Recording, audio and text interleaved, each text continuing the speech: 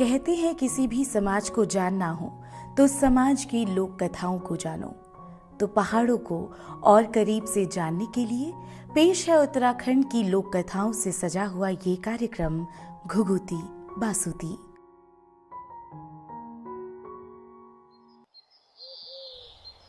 इस बार तुम्हारे परिवार में रोपाई के लिए कोई शुभ दिन नहीं है शोभनू।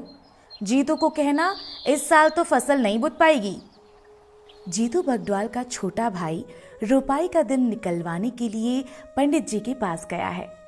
दरअसल राजा मानशाह ने अपने चहेते जीतू बगडवाल को कई खेत दिए थे और अब इनमें फसल लगाने का समय हो चला था। लेकिन पंडित जी ने साफ कह दिया था कि उनके लिए इस बार रोपाई का कोई दिन शुभ नहीं है।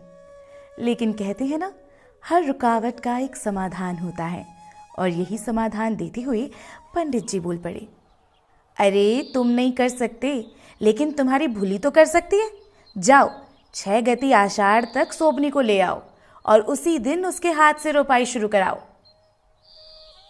शोभनू इस अच्छी खबर के साथ घर पहुंचा और जैसे ही उसने बताया कि भूली सोबनी को लेने उसके ससुराल जाना है, तो जीतू का दिल बैठ सा गया, क्योंकि रैंथल में ब्याही उसकी भूली से मिलने का मतलब था भरना से मिलना, जो जीतू के मन में बसी हुई थी। पहाड़ों में प्रेम जंगल में उगे किसी फूल की तरह होता है, जो उगता चुपके से है लेकिन महका देता है पूरा जंगल। इसी महक से सराबोर जीतू बोल पड़ा कि रैंथल वही जाएगा। कहते हैं जब जीतू बगडवाल ने ठानी कि अपनी बहन को लेने वही जाएगा, तब बहुत सारे अपशकुन हुए। तैयारी के वक्त उसकी बकरी तीलू ने छींक मारी, जिसे देखकर जीतू की माँ बोली, ये अपशकुन है, रहने दे, मत जा। लेकिन जीतू पर भरना से मिलने का ख्याल गोते खा रहा था और उसने माँ की बात को अनसुना किया। लेकिन माँ का मन बेचैन था और वो जीतू को बार बार जाने से रोकती रही, पर जीतू ना रुका और चेहरे पर अपनी छबीली मुस्कान सजाए हाथों में 9 सुरी बांसुरी थामे निकल पड़ा रैंथल। यूं तो सफर का मकसद बहन को लाना था, लेकिन जीतू ही जानता था कि भरना को देखना उसके लिए किसी लंबी यात्रा की मंजिल तक पहुंचने जैसा है। और इन्हीं ख्यालों में डूबा हुआ जीतू पहुंच जाता है आछड़ियों के देश खैट पर्वत। प्रेम में डूबे हुए इंसान को हर चीज खूबसूरत लगती है, और ऐसे में खैट की सुंदरता से वो कैसे दूर रहता। खैट की सुकून देती हवा थके हुए जीतू को जैसे थपका रही हो। जीतू ने उस मीठी हवा में सांस भरी और एक पेड़ के नीचे बैठकर 9 सुरी बांसुरी की तान छेड़ी। जीतू की बांसुरी की धुन पर पत्ता पत्ता, बूटा बूटा और मानो पत्थर पत्थर भी नाच उठा। मौसम गुलाबी हो गया और आसमान सुनहरा। इसी बीच जीतू ने सुनी घुंघरुओं की आवाज और आंखें खोली तो देखी 9 सुंदर काया जो उसके चारों ओर झूम रही थी। जीतू समझ गया कि उसकी बांसुरी की तान आछड़ियों को उनके लोक से खींच लाई है। ये 9 वन देवियां दिखने में बेहद खूबसूरत थीं, इतनी खूबसूरत कि वे हर खूबसूरत चीज को अपने साथ ले जाती थी ताकि वो बचा रह सके। अक्सर कुछ बचाने के लिए उसे सबसे दूर ले जाना पड़ता है, क्योंकि जहां कोई दुनिया की धूरी में आया वो मैला हो गया। जीतू इस बात को बहुत अच्छे से जानता था। इस पल उसे माँ की टोक याद आई और वो अपने कुल देवता को याद करने लगा। आछड़ियों पर किसी देवता का बस नहीं था, क्योंकि ये जीतू ही तो था जिसने उन्हें बुलाया था। जीतू जान चुका था कि आछड़ियां उसके बिना नहीं लौटेंगी। वो उनसे मिन्नतें करता रहा कि वो उसे छोड़ दें, लेकिन वे आछड़ियां नहीं मानी। हठ और निवेदन के बीच निवेदन अक्सर हार जाता है, लेकिन वो सबको इंतजार में छोड़कर इस तरह नहीं जा सकता था। पीछे बहुत सारे इंतजार थे। बंजर धरती फसल के इंतजार में थी, माँ अपशकुन के झूठ होने के इंतजार में थी, उसका खुद का मन भरना के इंतजार में, और भरना की आंखें जीतू को देखने के इंतजार में।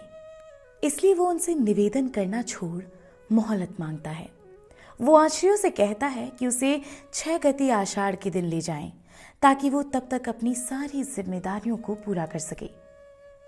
ये परियां मान जाती हैं और जीतू अपनी मृत्यु का समय तय कर बड़े भारी मन से अपनी बहन सोबती के घर पहुंच जाता है। वहां अपनी भरना को देखकर जीतू के मन में दुख और खुशी दोनों का ज्वार उठने लगता है। वो जानता है कि भरना से उसकी ये आखिरी मुलाकात है और इसलिए वो उसे ये बताने से नहीं चूकता कि वो उससे कितना प्रेम करता है। तेरा खातिर छोड़ी श्याली बाकी बगुड़ी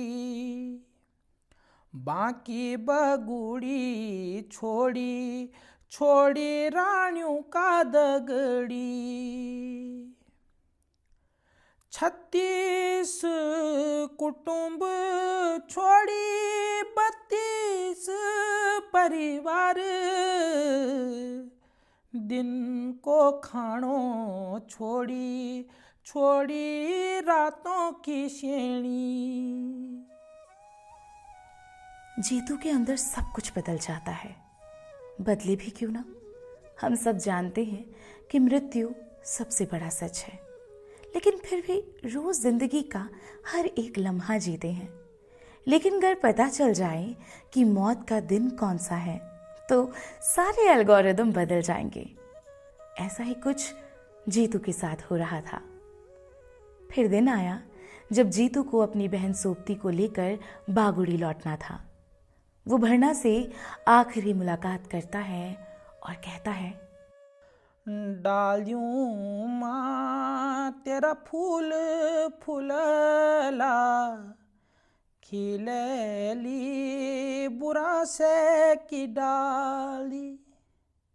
डालियूं माँ तेरा फूल फूलला, खिलेली बुरा से की डाली। ऋतु बड़ी आली दगड़िया, ऋतु बड़ी आली दगड़िया। मियांदू को जानी, मियांदू को जानी। जीतू अपने घर बागुड़ी लौट आया है और देखते ही देखते 6 गति आषाढ़ का वो दिन आ जाता है जब बंजर धरती में बीज डलने थे। गांव, घर और खेतों में मानो जलसा था। बैल तैयार थे, हल तैयार था और छबीला जीतू तैयार होकर भी तैयार न था। जीतू खेतों में हल लगाना शुरू करता है और तभी 9 बैणी आछरियां वादे के मुताबिक उसे लेने आ जाती हैं और जीतू धरती के अंदर समा जाता है। कहते हैं उसके जाने के बाद परिवार पर बहुत मुश्किलें आईं, लेकिन जीतू ने मरकर भी उनका साथ न छोड़ा। वो ना होकर भी अपने परिवार के साथ था। उस दौरान राजा ने जीतू की अदृश्य शक्ति को भांपा और ऐलान किया कि आज से जीतू को पूरे गढ़वाल में देवता के रूप में पूजा जाएगा।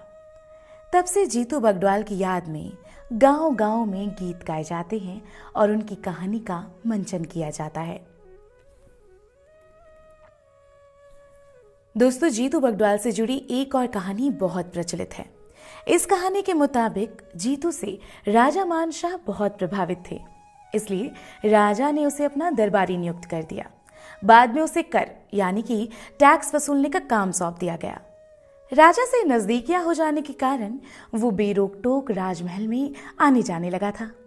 जीतू बहुत खूबसूरत था। उसकी आकर्षक कदकाठी की वजह से राजघराने की बहु बेटियों से उसकी नजदीकियां हो गई।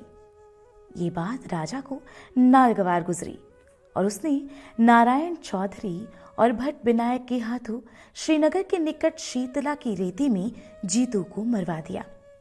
अकाल मृत्यु होने के कारण उसकी मृत आत्मा राज दरबार में लोगों को डराने लगी।